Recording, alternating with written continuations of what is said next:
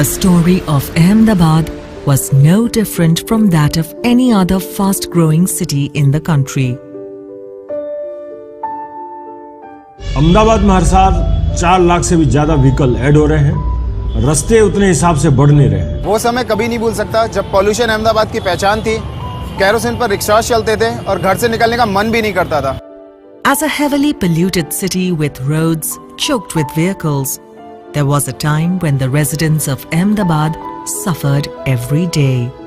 The public transport system was highly ineffective and the traffic problem was left unchecked.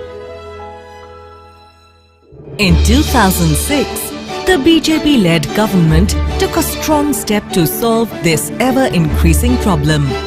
A revolutionary new public transport system was born.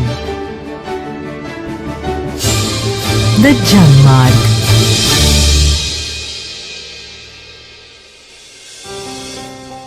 Based on the concept of equitable distribution of road space, the bus rapid transit system is a specially allocated corridor within the existing road network that allows right-of-way to thousands of people who do not own a personal vehicle. Pune में BRTS का बुरा हाल है। यहाँ पर ये ऐसी जगह पे बनाया गया है जहाँ पर पहले से ही ट्रैफिक बहुत ज्यादा था और इसकी वजह से हमें बहुत परेशानी हो रही है। A bad failure in almost all other states, the Janmarg under BJP-ruled Gujarat shines as the most successful BRTS system in India. Making Ahmedabad a clean and green city, the BRTS is a symbol of clear success through various distinct efforts made by the BJP government. A fully equipped bus workshop provides necessary training to the personnel and an exclusive docking ground for maintenance of the buses. For affordability and comfort, the public was given an obvious choice. Janmarg is also India's first bus transport service offering highly economical smart cards. Today only at ₹3, I can proudly say that Ahmedabad BRTS is the most cheapest and comfortable way of commuting in whole country.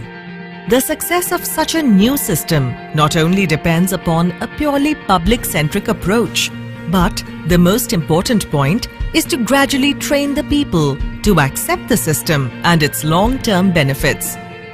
Achieving a modal shift of 52% passengers moving to public transport, the Janmarg is hence considered the most successful BRT system in the whole world. यहाँ बहुत बार आ चुका हूँ और गुजरात के लोग मुझे बहुत पसंद है। गुजरात अहमदाबाद इतना खूबसूरत हो गया है, सड़कें इतनी अच्छी हो गई हैं, ये मॉल इतना खूबसूरत है। मुंबई में ऐसा मॉल देखने को मिलता नहीं है।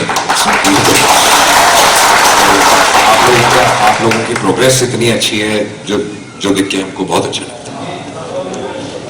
हम लोगों ने जो सोलर पार्क है उसमें एक सोलर प्रोजेक्ट शुरू किया है जो कि ऑलरेडी शुरू हो चुका है।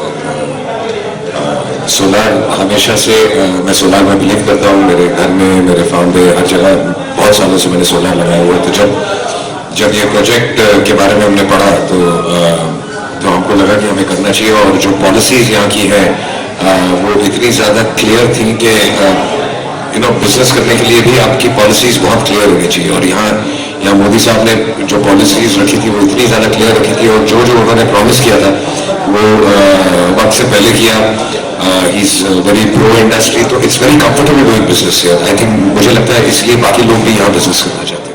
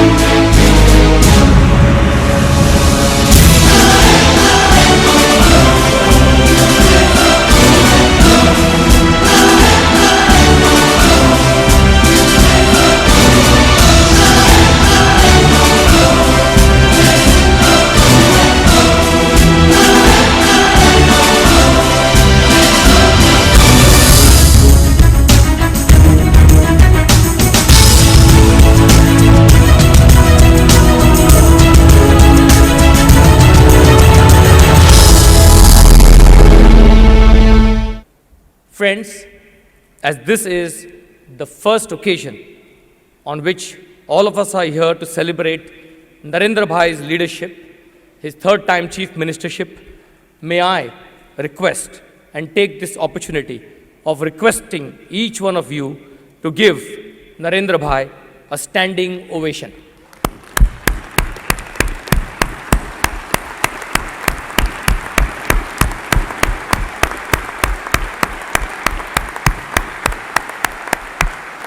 Thank you. जनता दरबार की दो तस्वीरें हमने आपको दिखाई। दिल्ली में केजरीवाल के जनता दरबार की हालत, जहां पर ख्योस था। पटना में नीतीश कुमार के जनता दरबार की तस्वीरें आपको देखी, आपने लोगों का गुस्सा देखा। एक तीसरी तस्वीर आपको दिखाते हैं। गुजरात के मुख्यमंत्री नरेंद्र मोदी पिछले 10 साल से जनता दरबार लगा रहे हैं और हमारे संवाददाता निर्णय कपूर ने उनके इस दरबार का जायजा लिया। कैसे नरेंद्र मोदी जनता के शिकायतों का निपटारा करते हैं और वहां हंगामा क्यों नहीं होता, ये देखिए। ये गुजरात के मुख्यमंत्री और बीजेपी के पीएम पद के उम्मीदवार नरेंद्र मोदी के जनता दरबार की तस्वीरें हैं। मोदी के सामने जनता है, लोग बैठे हैं, कुछ खड़े भी हैं, लेकिन मोदी सबकी बात शालीनता से सुन रहे हैं। सामने एक टीवी स्क्रीन लगा है जिसमें गुजरात सरकार के बड़े पुलिस अफसर और अधिकारी बैठे हैं। मोदी लोगों की बातें सुनते हैं और फिर वीडियो कॉन्फ्रेंसिंग के जरिए पुलिस अफसरों से शिकायत के समाधान को लेकर बात करते हैं। मोदी के जनता दरबार में बिना किसी परेशानी के लोगों की समस्या का निपटारा होता दिखाई देता है।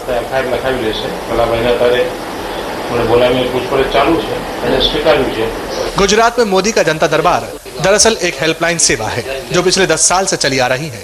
इसका नाम है स्वागत ऑनलाइन, यानी state wide attention on grievances through application of technology. आसान शब्दों में कहें तो पूरे राज्य के लोगों की शिकायत का तकनीक के जरिए निवारण। ये सेवा अप्रैल 2003 में शुरू की गई थी। स्वागत ऑनलाइन पर कोई भी शख्स नेट के जरिए अपनी शिकायत भेज सकता है। हेल्पलाइन के अधिकारी इसे देखते हैं और फिर संबंधित विभाग में भेजते हैं। खास बात यह है कि जब तक समस्या सुलझती नहीं तब तक शिकायतों को सीएम ऑफिस खुद फॉलो करता है। इसके अलावा कोई भी व्यक्ति खुद ऑफिस आकर शिकायत दर्ज करवा सकता है। अगर समस्या गंभीर है तो इसके निपटारे के लिए खुद मोदी शामिल होते हैं। मोदी हर महीने के चौथे गुरुवार को खुद ऑनलाइन बैठते हैं और फिर वीडियो कॉन्फ्रेंसिंग के जरिए लोगों की समस्याओं को खुद निपटाते हैं। इसके लिए गुजरात के सभी जिलों के कलेक्टर, डीडीओ और डीएसपी भी ऑनलाइन मौजूद होते हैं। मोदी के स्वागत ऑनलाइन से कई लोग समस्या का समाधान पाकर ही लौटते हैं। पत्र लिखते हैं या कुछ रजूआत करते हैं तो वहाँ से हमें तुरंत कोई जवाब नहीं मिलता या वो फाइल है ऊपर चली जाती है। मगर यहाँ कहीं पे भी आएंगे तो उसी रेफरेंस से फिर हम दूसरी बार भी उनके लिए फरियाद रीओपन भी करा सकते हैं और हमें पूरा संतोष है। ये मुख्यमंत्री कार्यालय से हमारा हर एक चीज़ सुना जाता है।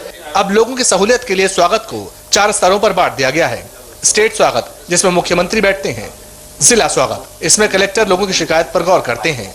तालुका स्वागत में तहसील स्तर पर लोगों की समस्या तहसीलदार सुनते हैं, जबकि ग्राम स्वागत में गांव के सरपंच मामलों का निपटारा कर सकते हैं।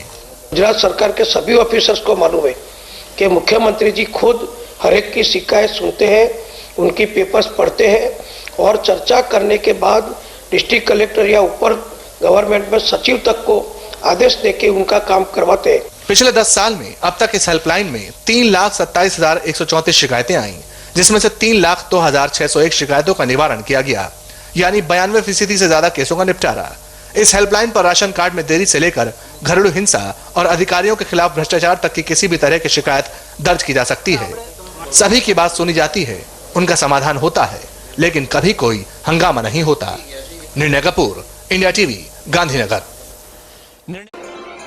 मेरा जो ये स्वागत ऑनलाइन कार्यक्रम है, इसने गरीब से गरीब आदमी को ऐसे एम्पावर किया है। कोई गरीब आदमी फटे कपड़े हो, गंदे कपड़े हो, खेत से आया हो और सरकारी दफ्तर में जाएगा तो आप जानते हो क्या होता होगा। इधर जाओ, उधर जाओ, इधर नहीं ऊपर जाओ, ऊपर जाओ, नीचे जाओ, यही होता है ना। हम सबको मालूम है यही होता है।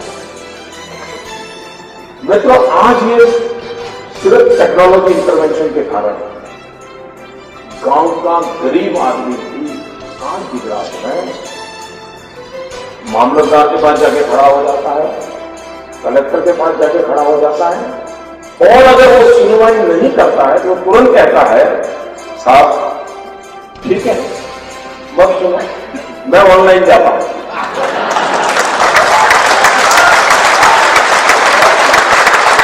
जैसा ही वो बोलता है तब ऑनलाइन जाता हूँ, वो कलेक्टर खड़ा हो जाता है, अरे आइए बैठे बैठिए। The way he works for Gujarat, it is, I think, he's the best person for Gujarat. What he has done for Gujarat, I don't think so anybody has ever done it. And I have met him personally twice, and I must salute you, and I must call yourself all the people of Gujarat very lucky to be under his rule. And I think he's a great person. He's a great human being. And you are very lucky, that's all.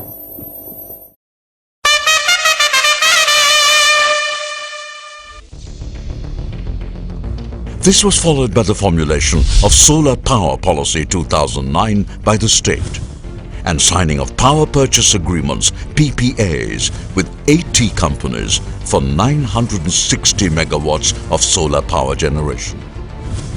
Today, with more than 600 megawatts of installed solar power generation capacity, Gujarat can well be termed as the solar capital of India.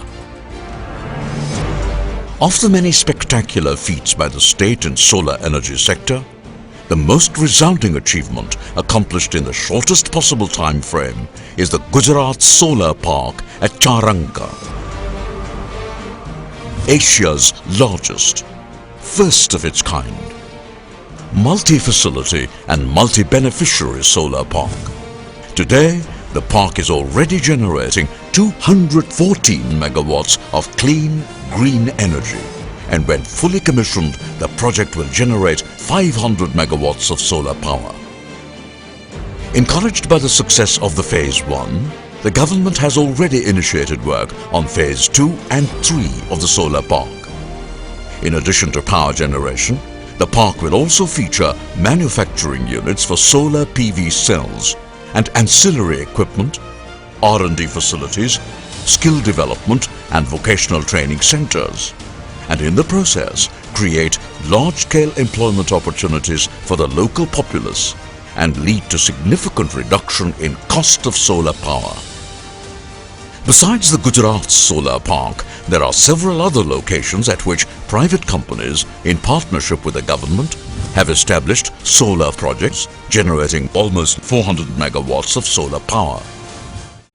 Bharat में अनेक नेताओं को जनता ने चाहा और सराहा है, पर जो लोकप्रियता मोदी को मिली है वो कई मायने में अभूतपूर्व है।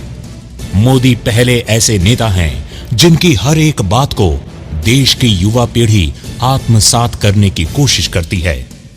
उनकी एक एक रैली में कई कई लाख लोगों की मौजूदगी, उनकी एक हुंकार पर जनता की जय जयकार जनसाधारण में उनके बढ़ते हुए प्रभाव की परिचायक है। गुजरात को उन्होंने एक डेवलपमेंट के मामले में मॉडल स्टेट के रूप में लाकर इसे हिंदुस्तान में खड़ा करने में कामयाबी यदि किसी ने हासिल की है तो हमारे नरेंद्र भाई ने वह कामयाबी हासिल की है। मोदी को हर वर्ग, हर समुदाय और हर उम्र के लोग पसंद कर रहे हैं। हालांकि सबके पास मोदी को चाहने के अपने अपने कारण हैं। देश का हर नागरिक आज मोदी को प्रधानमंत्री बनते देखना चाहता है और विकास के उस सफर को मंजिल तक पहुंचाना चाहता है।